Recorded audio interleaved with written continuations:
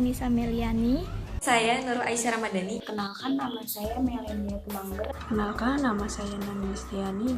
Laporan keuangan konsolidasi adalah suatu laporan keuangan dari suatu grup perusahaan yang disajikan sebagai satu kesatuan ekonomi, bertujuan untuk memberikan informasi kepada para pemakai laporan keuangan mengenai data keuangan dari suatu kelompok perusahaan, di mana kelompok tersebut merupakan suatu entitas hukum yang terpisah satu sama lain.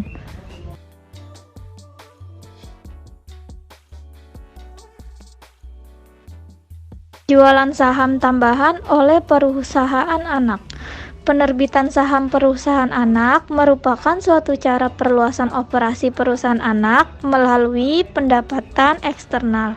Penjualan saham tambahan oleh perusahaan anak akan mengubah persentase kepemilikan perusahaan induk dalam perusahaan anak, kecuali saham yang dijual kepada perusahaan induk dan pemegang saham minoritas proporsional dengan kepemilikannya.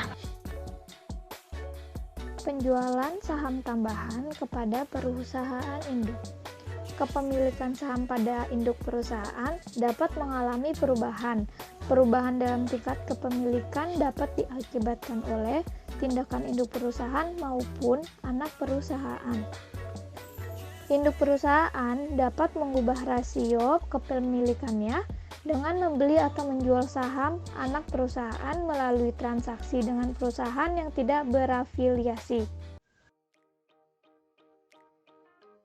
Pada saat anak perusahaan menjual saham baru ke pihak-pihak di luar entitas ekonomi, maka perusahaan konsolidasi akan mendapat tambahan dana. Penjualan saham ke pihak non-afiliasi meningkatkan jumlah saham anak perusahaan yang beredar, sehingga akan mengurangi presentasi kepemilikan yang dimiliki oleh induk perusahaan. Pada saat bersamaan, jumlah yang dialokasikan ke kepentingan non-pengendali dalam laporan keuangan konsolidasi meningkat. Jumlah pemilik entitas induk atau pengendali dan non-pengendali yang dihasilkan karena adanya transaksi tersebut dipengaruhi oleh dua faktor, yaitu jumlah saham yang dijual ke non-afiliasi serta harga jual saham tersebut ke non-afiliasi. Treasury stock adalah saham perusahaan yang dibeli kembali dari peredaran untuk sementara waktu.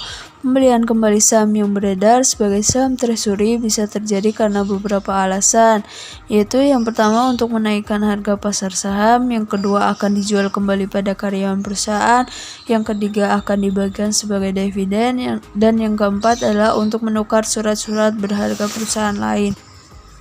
Ada dua metode dalam pencatatan transaksi treasury stock, yaitu yang pertama metode nilai nominal.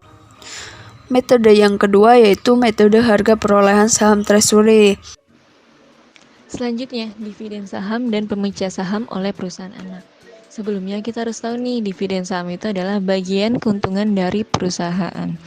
Kemudian, stock split atau pemecah saham itu harga lembar saham dibagi atau dipecah menjadi harga per lembar baru. Kemudian jenis stock split ada dua, yaitu stock split up dan stock split down. Saham atau pemecah saham tersebut mempunyai pengaruh psikologi yang menguntungkan bagi para pemegang saham tersebut. Kedua, ada pengaruh nilai dividen saham dan pemecah saham terhadap dividen. Ketiga, pengaruh nilai dividen dan pemecah saham terhadap perdagangan. Kemudian keempat, ada pengaruh nilai dividen dan pemecah saham terhadap muatan informasi. Kenapa sih kita harus melakukan stock split? Pertama, kita harus percaya. Karena sebagai manajer perusahaan percaya bahwa stock split dapat mengembalikan harga saham pada perdagangan yang optimal. Kedua, motivasi. Terakhir nih, ketiga, dengan harga saham semakin rendah, maka akan menambah kemampuan saham tersebut untuk diperjualbelikan setiap saat dan akan meningkatkan efisien pasar.